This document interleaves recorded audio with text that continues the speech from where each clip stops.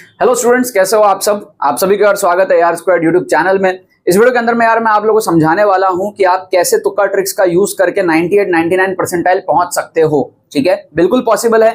आपको मैं ग्राफ बना के अभी सबसे पहले समझाऊंगा कि भाई आप पढ़ाई करके कहां तक पहुंच सकते हो, और अगर आपको बैरियर क्रॉस करके 98-99 परसेंटाइल पहुंचना है तो तुक्का ट्रिक्स कैसे आपको हेल्प कर सकता है। मैं यहाँ पर अंधा तुक्का की बात नहीं कर रहा हूँ, रैंडम गेसिंग की बात नहीं कर रहा हूँ, मैं यहाँ पे साइंटिफिक तुक्का ट्रिक्स की बात कर रहा हूँ, जो मैं आपको यहाँ पर इस वीडियो के अंदर में डिमॉन्स्ट्रेट करके भी अभी दिखाने वाला हूँ। ठीक है, सबसे पहले तो आपको मैं बता दूं कि यार ये हमारा रैंक बूस्टर ट्रिक्स कोर्स है, इसके अंदर में बहुत तेजी से एडमिशंस बढ़ रहे हैं। अगर आपको जनवरी अटेम्प्ट में अच्छा करना है और फिर अप्रैल अटेम्प्ट में भी अच्छा करना है तो आपको इसके अंदर में एनरोल करना बहुत जरूरी है। अगर आपका स्कोर 60, 70, 80, 90, 100 इस रेंज में स्टक है, कम टाइम के अंदर में अगर आपको बूस्ट करना है स्कोर श्योर शॉर्ट तरीके से, आप 170, 180 इस रेंज में अगर आप जाना चाहते हो, 190 इस रेंज में जाना चाहते हो, तो इस कोर्स के अंदर में आपको एनरोल करना पड़ेगा।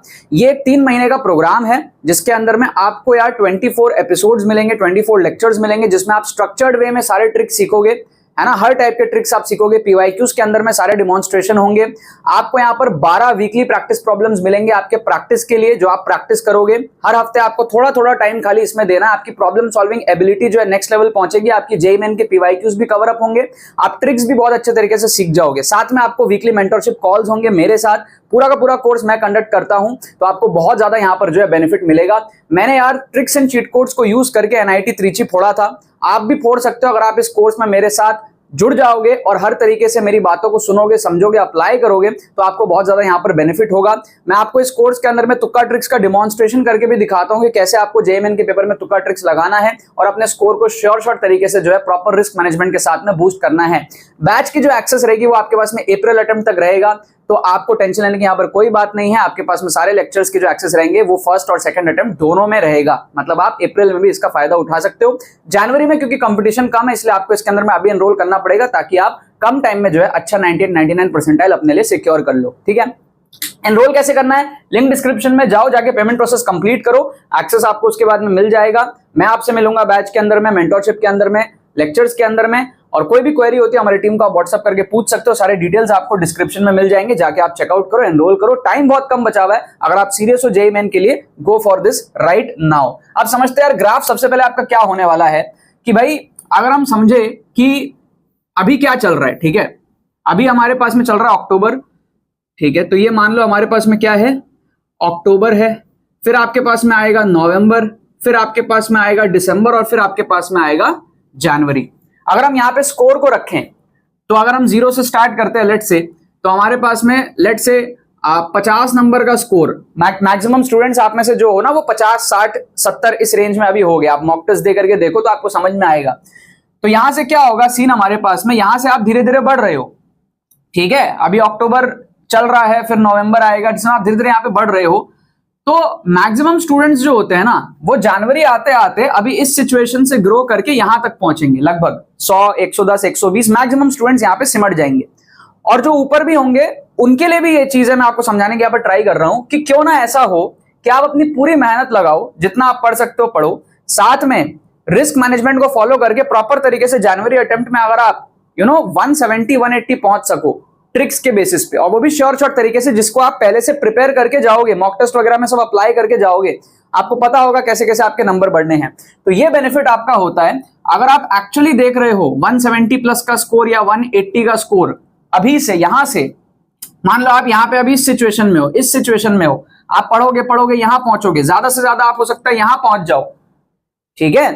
लेकिन अगर आपको जो है पूरा पूरा एकदम क्रॉस करना है जनवरी आते आते, लेट से जनवरी आते आते अगर आपको पूरा पूरा यहाँ पे क्रॉस करना है 180, 200 इस रेंज में, जो हमारे पास में 98, 99 परसेंटाइल वाला जो रीजन होता है, यहां अगर आपको जाना है तो ये आप कर सकते हो पढ़ाई प्लस ट्रिक्स दोनों का यूज लेके, स्टडी प्लस ट्रिक्स, ठीक है। और जो बच्चे सिर्फ स्टडी से यहां तक पहुंच जा रहे हैं वो और ज्यादा बढ़ा सकते हैं, मतलब कि अगर आप 180, 190 ऑलरेडी पढ़ के ला रहे हो तो आप 210, 220, 225 तक पहुंच सकते हो ट्रिक से। तो ये होता कैसे, अगर मैं बेसिक आपको समझाऊं, फॉर एग्जांपल आपने लेट से 20 क्वेश्चन अटेम्प्ट किया तुक्का ट्रिक से, ये वो क्वेश्चंस होंगे जो आप छोड़ रहे हो, मतलब आपको नहीं आते ये क्वेश्चन श्योर शॉर्ट तरीके से करने, तो आप छोड़ देते हो क्वेश्चन, सारे क्वेश्चन आप एग्जाम में थोड़ी करते हो। अब मान लो इस 20 क्वेश्चन में से नॉर्मली अगर आप 20 क्वेश्चन तुक्के मारोगे तो क्या होता है, 20 में से आपके 5 के आसपास सही होंगे और 15 के आसपास गलत होंगे, 1/4 सही होगा और 3/4 गलत होगा। जनरली ये होता है। तुक्का ट्रिक से हम क्या करते हैं, इसको हम 8 के आसपास बना देते हैं और ये ऑटोमेटिकली घट के 12 हो जाएगा। तो इससे क्या होता है, 8 क्वेश्चन सही होने के आपको मिले 32 नंबर और 12 क्वेश्चन गलत होने के आपके हुए -12। तो यहां पर आपका क्या हुआ, 20 नंबर का बूस्ट हो गया, 20 नंबर आपका स्कोर बूस्ट हो गया। बाकी बच्चे ये क्वेश्चन छोड़ते हैं, लेट से आपने अटेम्प्ट कर दिया, तो अटेम्प्ट करके भी नंबर बढ़ाया जा सकता है। ये मैं आपको यहां पे समझा रहा हूं कि अटेम्प्ट करके कैसे नंबर बढ़ाया जा सकता है। मैं अपना स्कोर 175 तक लेके गया था, जिससे मेरे को NIT त्रिची मिली थी। अदरवाइज मेरा स्कोर 130 के रेंज में स्टक हो जाता। मैंने कई बार अपनी कहानी बताई है, मैं कैसे किया, मैंने बचे हुए क्वेश्चंस अटेम्प्ट करे। तो वही मैं आपको कह रहा हूं कि पढ़ के आप जिस भी सिचुएशन में पहुंचोगे, मान लो आप यहां तक पहुंचोगे, बट स्टडी प्लस ट्रिक्स आपको ये जो एक्स्ट्रा बूस्ट है ये ट्रिक से मिलेगा, ये आपको ट्रिक से मिलेगा। मान लो आप 120 पे हो, 130 पे हो, ये एक्स्ट्रा बूस्ट ये आपको ट्रिक से मिलेगा। ठीक है, अब वो डिपेंड करता है कौन कितना अच्छा एक्यूरेसी से ट्रिक्स लगाता है, बट बूस्ट आपको मिलता है।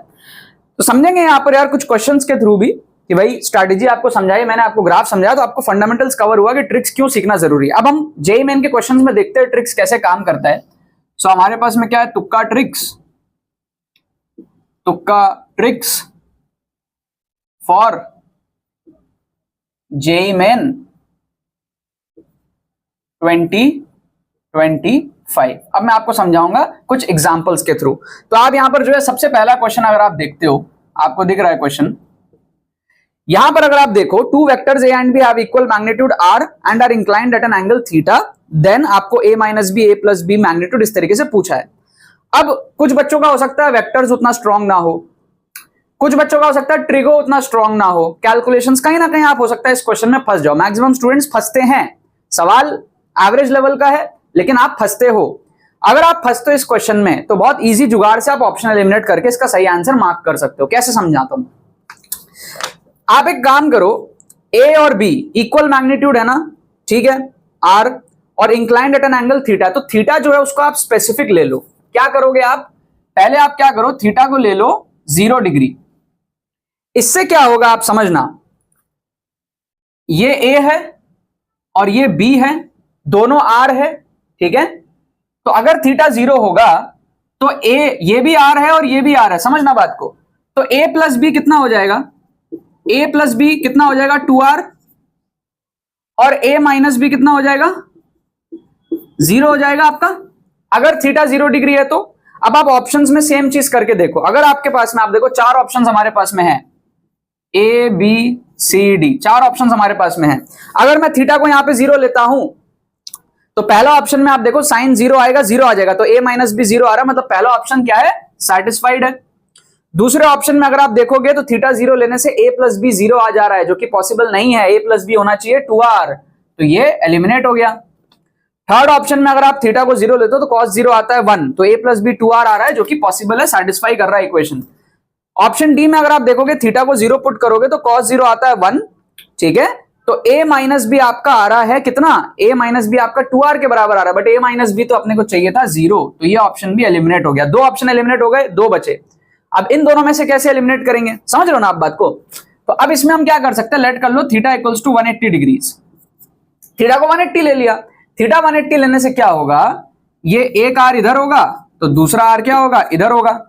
अब इस केस में क्या होगा, ऐड करोगे तो 0 आ जाएगा। इस केस में अगर आप ऐड करोगे तो दोनों अपोजिट डायरेक्शन में तो 0 आना चाहिए, और अगर सब्ट्रैक्ट करूंगा तो फिर माइनस ऑफ माइनस प्लस हो जाएगा, तो सब्ट्रैक्ट करूंगा तो 2r आना चाहिए। अब आप ए और सी में पुट करके देखो, थीटा को 180 डिग्री ऑप्शंस में, पहला ऑप्शन में अगर आप 180 डालोगे तो साइन 180/2 साइन 91 आएगा, आपका आएगा √2r, √2r, तो a माइनस बी तो 2r आना चाहिए, √2r क्यों आ रहा है, तो ये हमारे पास में क्या हो गया, एलिमिनेट हो गया।